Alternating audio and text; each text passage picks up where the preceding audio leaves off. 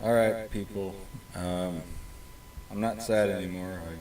Well, I am sad about a lot of things, but I wanted to welcome you to my pub this evening. And a pub is where people talk about what's going on in their lives, or sometimes they sit at the end of the bar and say nothing and just hunch over like this and drink and have their deep thoughts and shy away from conversation. But most of the time, in a pub, people talk about what's going on in their lives. But I mean, you hear everything. But I've got something important to talk about in my pub, on my end of the bar here. And sit down for a spell, crack a beer, and let's talk about it. We worked hard all day. Some of us can't work. Some of us, maybe are, got injured on the job, and we're, doing the L&I thing here or whatever it is, wherever you are. That's okay too. We put in our time. So let's sit back and talk right now about, or just pull up a stool and sit and listen to me talk for a change. I don't talk much. I'm normally the guy at the end of the bar. Looking around, I just really don't want to talk to anybody, but I'm polite if somebody does talk to me. Sometimes I just don't want to talk though, but I'm polite when somebody wants to. And sometimes it leads to interesting conversation. So what I want to talk about tonight is the loss of, the potential loss of the U.S. dollar as the standard currency of the world. And to be frank, we deserve to lose that status because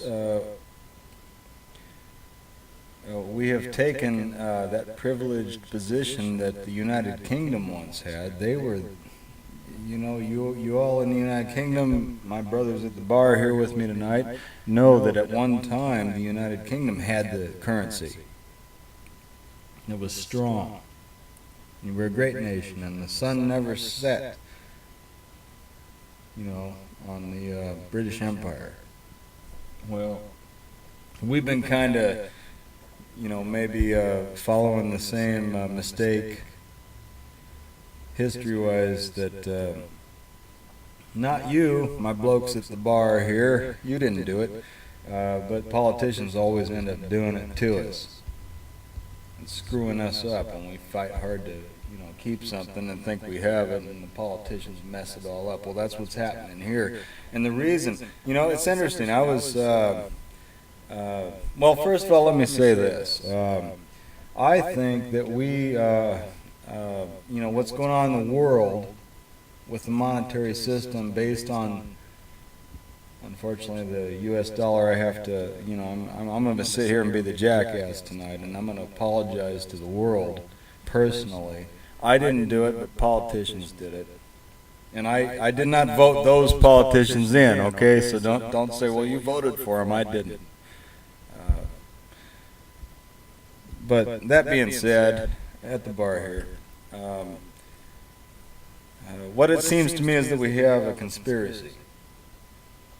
And the conspiracy touches a lot of Americans here because, aside from all my blokes in the world that it's touching, it's really not a smiling or laughing matter. I noticed I managed to smile there. I was looking at myself on the thing as I'm doing this. What we have is a conspiracy of complacency, or they're relying on complacency and familial. See, this is how you can't pronounce certain words when you're sitting at the bar, and that's okay. But everybody knows what you're talking about. Familiarity as it relates to the masses, because everybody thinks, well, everything's going to go on as it always has. That's not happening. But I look all around here, man, and everybody, at work, I just, I'm the guy at the end of the bar, but I'm not sitting there when I'm at work. I'm working hard. But I listen to everybody else talking, and I don't know how they have time to talk when I'm working so damn hard. And I hope some of them watch this, to tell you the truth, because there's a lot of lazy bitches I work with. Fellow Americans, and I love them, and they're good people, but some of them don't really understand the work ethic. Yeah, listen, I hope you heard it. Anyway, there's a conspiratorial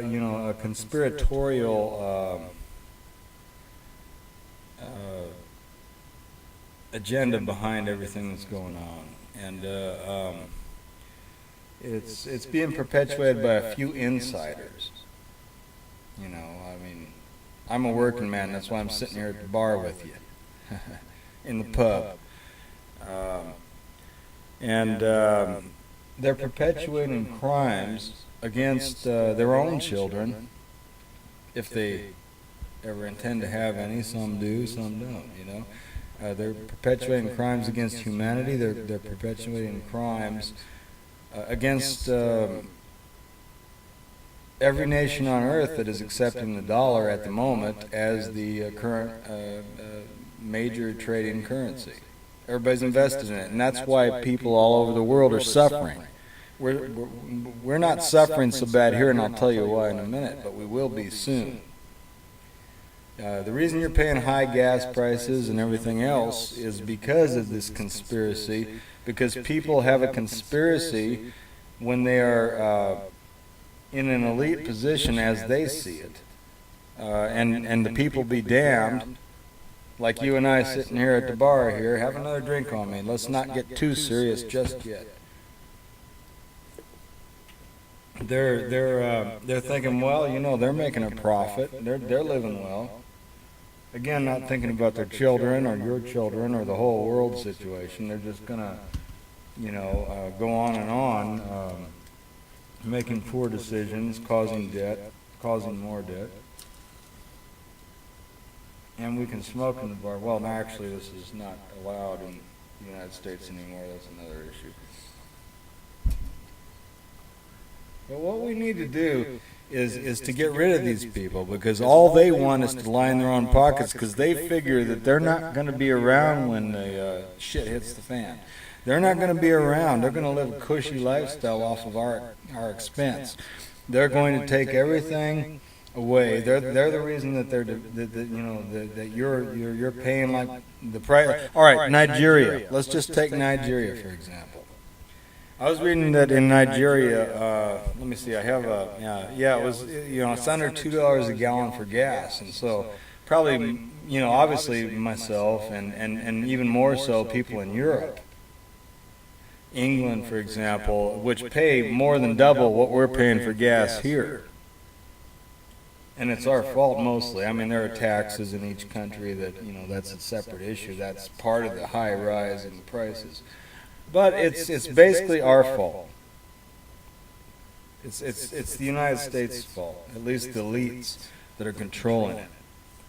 Because if you take, for example, like I said, in Nigeria, they're under $2 a gallon for gas. But I was reading, let me look at my notes here, an entry-level college graduate who enters government work in Nigeria averages well under $200 a month.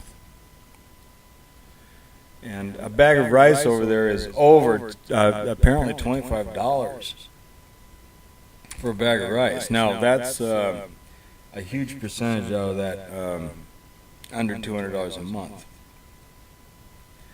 A bag of sugar is like $50 over there. So put that in perspective. They don't have it so good. Wow, we could pay under $2 a gallon for gas. Well, no, Nigeria has it bad, and it's because of the United States again. Certain elements of the United States that are in control, and I've done my best to not have them in control. So don't get mad at me. My blokes at the bar, don't start punching at me. It's not my fault. Like I said, the mentality over here, I don't know what's going on. The majority of people vote in idiots. And let me look at my notes here. I had something important to say. Oh yeah. You know, we're kind of seeing the repeat of the 1929 crash. That was Black Thursday, we called it over here under FDR. You know, Roosevelt, the socialist. You know. Yeah, and we saw recovery for a while, didn't we? And it just keeps cycling around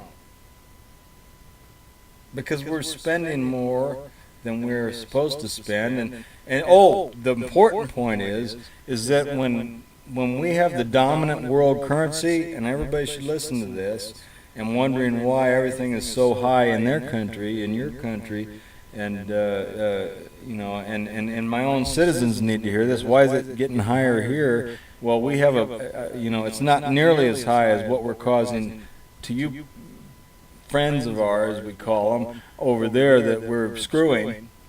And they're screwing our own citizens too. It's just coming real quick. But we have the benefit because if you're the dominant world currency, you can print as much money as you want. And keep things seemingly good here. This happened in the UK, man. And it crashed bad. And you know, well, I think I'm running out of time, and I've been talking too much. I'm enjoying the bar here. What we want to see is I had a few notes that I real things I wanted to say. As far as Roosevelt goes, you know, it was temporal recovery, like we witnessed with his New Deal, which was really an old deal, and all that deal is something that's signed in blood with the devil. It's his deal with the devil. You know, like Germany, man. You know, in you know, wheelbarrows full of money to buy a loaf of bread. And even, you know, as soon as that happens here, we can take wheelbarrows of money to the store and hope they have some bread to sell, but they won't. They're not going to accept it. I don't care how, you know, you have, you know, $2 million in the wheelbarrow. They're not going to accept it because it's not worth a damn. What we need to do is stop these people that are only in it for personal gain, that somehow gain power. I guess that's, you know, power breeds corruption, it seems. We need to stop all of these people in our respective countries. Remain sovereign countries, remain strong with our national beliefs, and totally decimate anyone who wishes to take away your freedom and my freedom. And we need to we've tried to do it, you know, I don't want to sound like I want to incite a riot, but what we need somehow is to figure out a way to do it without, well, you blokes know what I'm talking about.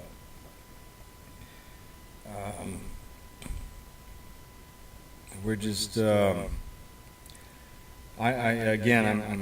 incredibly sorry that that the majority of the world, as a matter of fact, the whole world, for a long time has believed in our dollar and believed in that